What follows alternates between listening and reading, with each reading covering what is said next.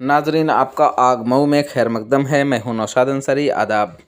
नाजरीन, मौलाना जमाल अहमद नदवी को all India Muslim personal law board का 6 साला मीकात रुकन मुंतखब किए जाने से मऊ ज़िला के साथ साथ पूरे पूर्वांचल में खुशी की लहर दौड़ गई है और हर तरफ से उन्हें मुबारकबाद पेश की जा रही है। मौसूला खबरों के मुताबिक all India Muslim personal law का 27वां इजलास इंतखाबी बतारीख 20-21 नवंबर 2021 को उत्तर प्रदेश के मशहूर व मारूफ सनती शहर कानपुर में मुनक़िद हुआ था, जिसमें आइंदा 6 साला मीकात के लिए मौलाना सैयद मोहम्मद राबे हसनी नदवी को दोबारा सदर मुंतखब किया गया। इसी मौके पर एजेंडे के मुताबिक आइंदा 6 साला मीकात के लिए मौलाना जमाल अहमद नदवी को रुकन मीकाती मुंतखब किया गया, जिसकी वजह से पूरे इलाके में ज़बरदस्त खुशी का माहौल पाया जा रहा है।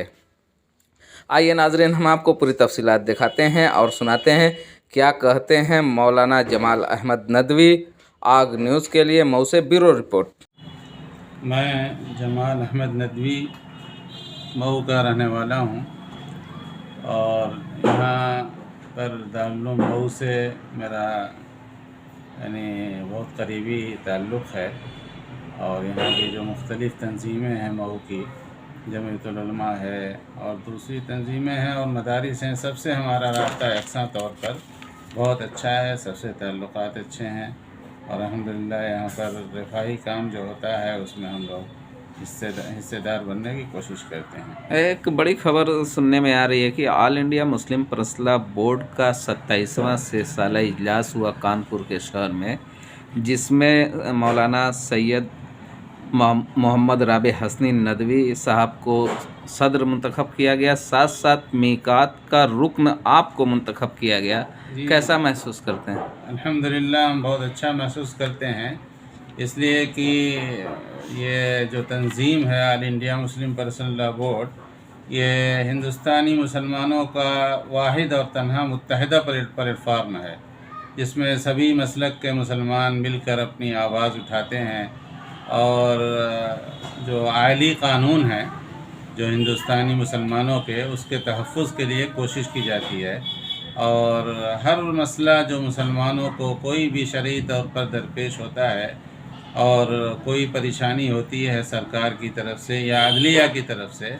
तो ये तंजीम उसके ख़िलाफ़ खड़ी होती है और आवाज़ उठाती है और कोई मुत्तहिदा लाए अमल तैयार किया जाता है। इसलिए मुझे खुशी है कि इसमें हमको भी इंशाअल्लाह खिदमत करने का मौका मिलेगा और हम हर तरीक़े से तैयार हैं, इसलिए कि हमारा मिजाज है रफ़ाही कामों में शिरकत करने का, हिस्सा लेने का, एक दूसरे के लिए मदद के लिए आगे बढ़ने का। हिंदुस्तान में कोई भी समाज का आदमी हो, हिंदू हो, मुसलमान हो, सिख हो, ईसाई हो, सब मिलजुल कर रहें और हिंदुस्तान तरक्की करे, यही हमारा नस्बुल आइन है। All India Muslim personal law में आपको इतनी बड़ी जगह मिली है क्योंकि all India Muslim personal law के मीकात के आप रुकन बनाए गए हैं। 6 साला मीकात, 6 साला मीकात, क्योंकि एक टर्म होता है, उसके बाद फिर नया इंतखाब होता है। तो ऐसे में जबकि इस सरकार में मुसलमानों की एक बहुत अहम 3 तलाक का मुद्दा था, 3 तलाक के मुद्दा पे मुस्लिम पर्सनल लॉ बोर्ड की तरफ से जो सरकार को एक सुझाव दिया गया, सरकार ने उस पर किसी तरीके का नोटिस न लेके उसको एक कानूनी अमली जामला पहना दिया। सरकार चूँकि बहुत अड़ियल किस्म की सरकार है, वो मुसलमानों के हर मामले में, यहाँ तक कि शरीयत के मामले में इंटरफेयर करती है, मुदाखलत करती है और जो बात कहती है वो उस पर जम जाती है और फिर कुछ सुनने के लिए तैयार नहीं होती है। हालांकि इससे पहले जो सरकारें थीं उसमें मुस्लिम पर्सनल लॉ बोर्ड को बहुत अहमियत हासिल थी और बहुत कुछ सुना जाता था, यहाँ तक कि मौलाना अली मियाँ नदवी अलैहिर्रहमा के ज़माने में शाहबानो केस जब दरपेश आया और इस्लाम के कानून के ख़िलाफ़ और पर्सनल लॉ के ख़िलाफ़ फ़ैसला दिया गया, तो मौलाना अली मियाँ ने राजीव गांधी से बातचीत की और राजीव गांधी ने भी वही व्हिप जारी किया और इसके ख़िलाफ़ पार्लियामेंट में कानून पास हुआ। ये अहमियत थी मुस्लिम पर्सनल लॉ की और मुस्लिम पर्सनल लॉ के आवाज़ की। लेकिन अब क्या कहिए, हमारी बदकिस्मती है कि ऐसी सरकार आई جو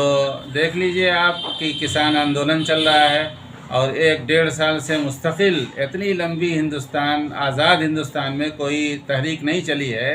جتنی لمبی کسان آندولن والی تحریک چلی ہے، لیکن ابھی تک کوئی فیصلہ نہیں ہو سکا ہے صاف اور واضح طور پر، یہاں تک کہ کسان بہت پریشان ہوئے، کسان مرے لڑے، سب کچھ کیا، انہوں نے اپنی جانیں گنوائیں، اپنا وقت اور مال ضائع کیا، سب کچھ، لیکن ان کی کچھ نہیں سنی گئی۔ اسی طریقے سے مسلم پرسنل لا کے خلاف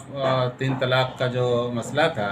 اس میں بھی یہی کیا گیا، یہاں تک کہ زور زبردستی یا ضد میں آ کر یعنی اس کے خلاف قانون پاس کر دیا گیا 3 طلاق کے خلاف، کہ 3 طلاق جو ہے وہ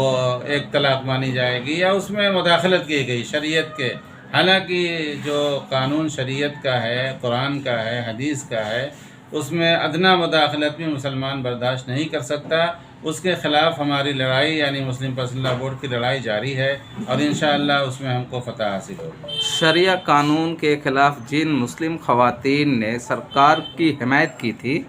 اور ان کے بہت سے ایسے مسائل جو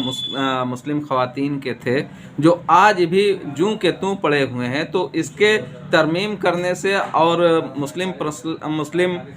جو یہ خواتین کے لیے بنائے گئے ہیں طلاق قانون، اس کو نافذ کرنے سے کیا سمجھتے ہیں کہ کتنا فائدہ ہوا اور کتنا بڑا نقصان ہوا؟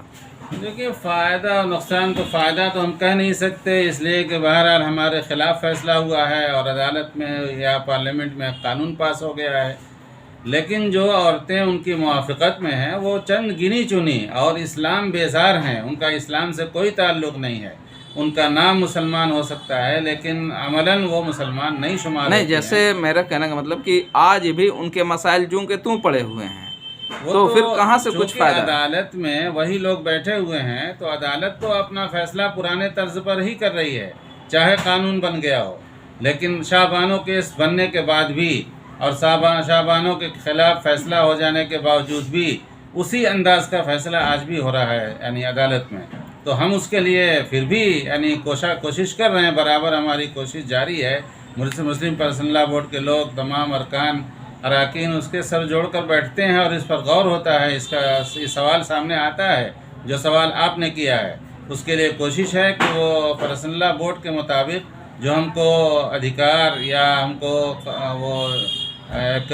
وہ ادھیکار ملا ہوا ہے اسی کے مطابق فیصلہ ہو، اس میں کوئی مداخلت سرکار کی نہ ہو۔ مطلب سرکار نے جو مداخلت کی ہے، کیا سمجھتے ہیں کہ صرف مسلم دشمنی کی وجہ سے اس کی باریکی کو سمجھا نہیں اور مسلم دشمنی کے ناطے ایک قانون بنا دیا؟ ظاہر ہے کہ وہ قرآن اور حدیث کو کیا سمجھیں گے، یا اس کی باریکی کو ہمارے علماء ہی سمجھ سکتے ہیں، سرکار بالکل نہیں سمجھ سکتی ہے۔ سرکار نے تو بالکل دوسروں کے کہنے اور سکھانے پڑھانے میں آ کر یہ مسلم دشمنی میں ایسا فیصلہ کیا ہے، ورنہ مسلم دشمنی نہیں ہوتی تو ظاہر ہے کہ وہ قرآن میں مداخلت نہیں کرتے۔